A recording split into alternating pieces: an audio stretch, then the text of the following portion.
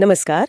आज हम भारत के फाइनेंशियल वर्ल्ड की एक अहम पार्टनरशिप पर थोड़ी गहराई से बात करेंगे। हाँ बिल्कुल। ये जुड़ी है जियो फाइनेंशियल सर्विसेज और दुनिया के जानी मानी investment management company black rock से। हमारे पास जो जानकारी है वो इसी जॉइंट वेंचर के बारे में है।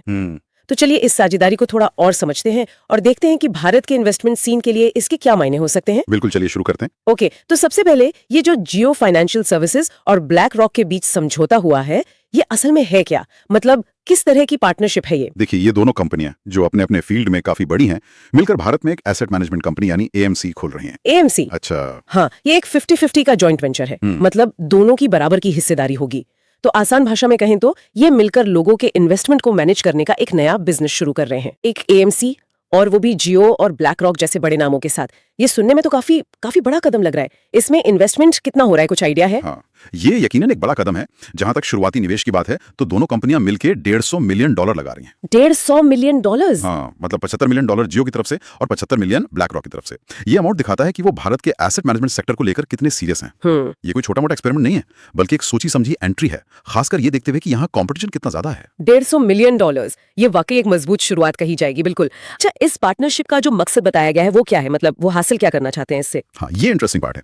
उनका कहना है कि वो भारतीय ग्राहकों के लिए इनोवेटिव और एक्सेसिबल यानी कि नए और आसान इन्वेस्टमेंट सॉल्यूशंस लाना चाहते हैं। नए और आसान? हाँ, मतलब शायद टेक्नोलॉजी का इस्तेमाल करके इन्वेस्टमेंट को ज्यादा लोगों तक पहुंचाना और ऐसे प्रोडक्ट्स लाना जो अभी शायद यहाँ आसानी से मिलते नहीं है। नए और सुलभ, ये सुनने में तो अच्छा है, लेकिन इसका मतलब क्या हो सकता है? जैसे ब्लैक रॉक तो अपनी ग्लोबल एक्सपर्टीज के लिए जानी जाती है ना, जैसे ETFs या सस्टेनेबल इन्वेस्टिंग वगैरह में। तो क्या ये पार्टनरशिप उन एरियाज में भारतीय निवेशकों के लिए कुछ नए रास्ते खोल सकती है? ये बहुत अच्छा सवाल है। हाँ बिल्कुल, इसकी पूरी संभावना है। सोचिए, ब्लैक रॉक की ग्लोबल पहुंच, उनकी टेक्नोलॉजी, प्रोडक्ट बनाने की महारत, और दूसरी तरफ जियो का इतना बड़ा डिस्ट्रीब्यूशन नेटवर्क, उनका डिजिटल प्लेटफॉर्म। जब ये दोनों मिलेंगे तो ये मौजूदा मार्केट प्लेयर्स के लिए एक बड़ा चैलेंज बन सकता है। सही बात है। हम उम्मीद कर सकते हैं कि वो टेक बेस्ड सॉल्यूशंस लाएं, शायद पर्सनलाइज्ड इन्वेस्टमेंट एडवाइस हो, या फिर ग्लोबल मार्केट्स में इन्वेस्ट करने के आसान तरीके पेश करें। इससे मौजूदा एएमसीज पर भी फीस कम करने और बेहतर परफॉर्म करने का प्रेशर बनेगा। हाँ, कंपटीशन तो बढ़ेगा। अच्छा, ये घोषणा कब हुई थी? क्या ये कोई रीसेंट डेवलपमेंट है? नहीं, ये असल में जुलाई 2023 में अनाउंस हुआ था। अच्छा, 2023 में? हाँ, ये करीब उसी टाइम हुआ था जब जियो फाइनेंशियल सर्विसेज अपनी पेरेंट कंपनी रिलायंस इंडस्ट्री से अलग हुई थी, मतलब डीमर्ज हुई थी। ओके। तो एक तरह से ये उस नई बनी एंटिटी के लिए, मतलब जेएफएस के लिए, मार्केट में अपनी प्रेजेंस दिखाने का एक बड़ा सिग्नल था। अच्छा, तो ये जेएफएस के इंडिपेंडेंट होने के ठीक बाद का एक बड़ा स्ट्रैटेजिक मूव था।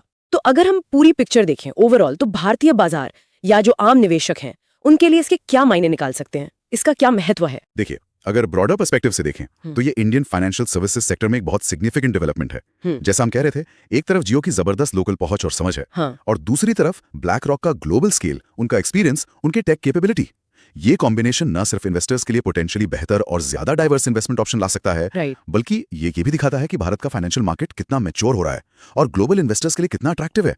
मतलब दुनिया की सबसे बड़ी एसेट मैनेजर कंपनी भारत को लेकर सीरियस है, ये अपने आप में बड़ी बात है। तो संक्षेप में कहें तो जियो और ब्लैक रॉक एक बड़ी कैपिटल, मजबूत लोकल पकड़ और ग्लोबल एक्सपर्टीज के साथ भारत के एसेट मैनेजमेंट स्पेस में एंट्री कर रहे हैं, और उनका लक्ष्य है इन्वेस्टमेंट के नए और आसान विकल्प देना। बिल्कुल सही कहा। और यहीं पर एक सोचने वाली बात भी आती है ना, कि कागज पर तो ये पार्टनरशिप बहुत पावरफुल दिखती है, लेकिन असल में ये भारतीय निवेशकों के लिए फ्यूचर में किस तरह के स्पेसिफिक मौके लाएगी, या शायद कुछ अनपेक्षित चुनौतियां भी।